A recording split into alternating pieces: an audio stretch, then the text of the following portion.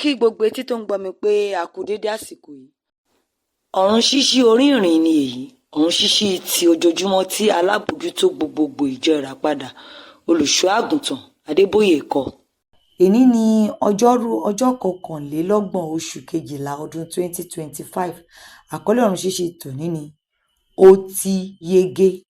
Àkọ́sórí wa nínú ìwé orin Dáfídì orí ẹ̀rìnlélọ́gọ́fà ẹsẹ̀ kẹfà, èyí tó kà báyìí wípé olùbùkún ni Olúwa tí kò fi wá fún wọn bí ohun ọdẹ fún eyín wọn. Ẹ̀kọ́ náà ń tẹ̀síwájú lọ báyìí. Tí o bá ń ka ìwé kíkà ojoojúmọ́ tòní, Ọlọ́run ti dára sí ọ gidigidi. Ó ti mú ọ la 300 ọjọ́ ó lé 64 já nínú 2025. Ìwọ yóò sì rí òpin òní bákan náà nínú ayé ní orúkọ Jésù.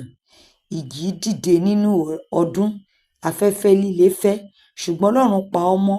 Ó dá ẹ̀mí rẹ sí ládùúrú ìgbìyànjú ọ̀tá láti pa ọ́ run. Mo fẹ́ kí o lo ìṣẹ́jú díẹ̀ láti yin Olúwa ní tòótọ́. Tí 2025 bá jẹ́ ọdún tó dára fún ọ gidigidi, mo fẹ́ sọ fún ọ pé àwọn ọjọ́ tó tún dára sí i wà níwájú. Ọlọ́run fẹ́ fún ọ ní ìwé tuntun tó ní ojú ìwé 375. Èrò rẹ̀ sí ọ rere ni.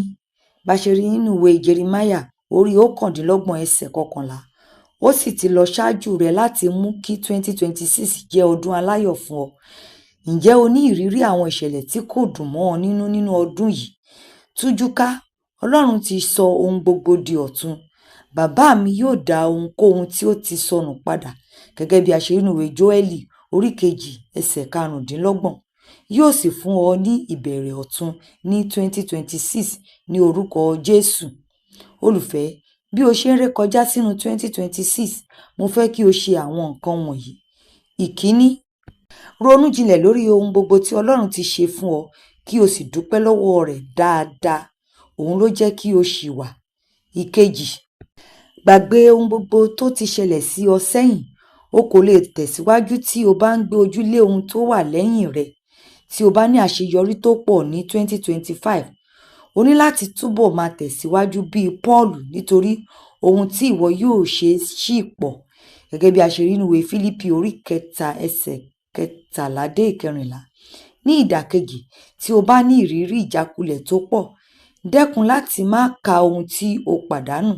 Máa wo Jésù, yóò sì fún ọ ní àṣeyọrí rere ní dandan ní 2026.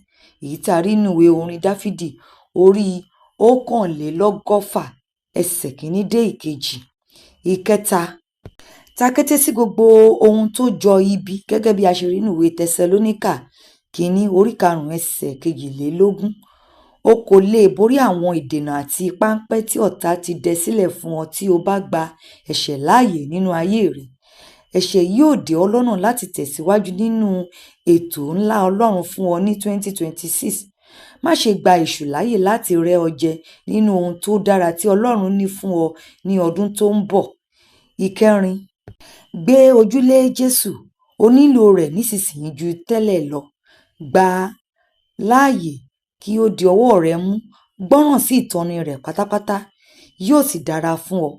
Kìkì àwọn tó ṣetán láti tẹ̀lé tọkàntọkàn tí wọ́n sì gbọ́ràn sí gbogbo ìtọ́ni rẹ̀ yóò jẹ ire 2026.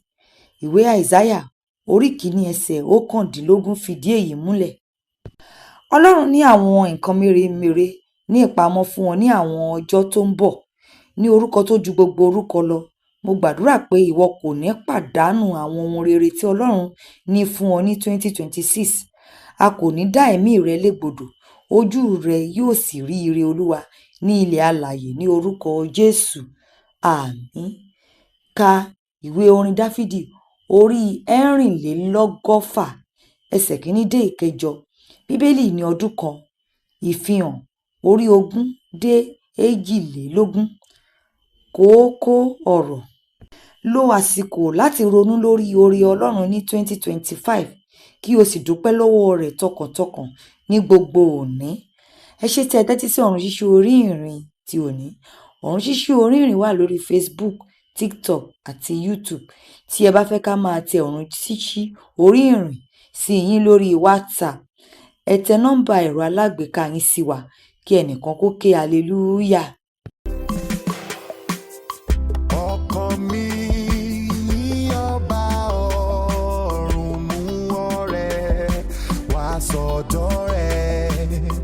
Wọ́n ta wo sọ́ńtà dárí jìtà lábá àyìnbí rẹ̀. Yìn Olúwa, yìn Olúwa, yìn ọba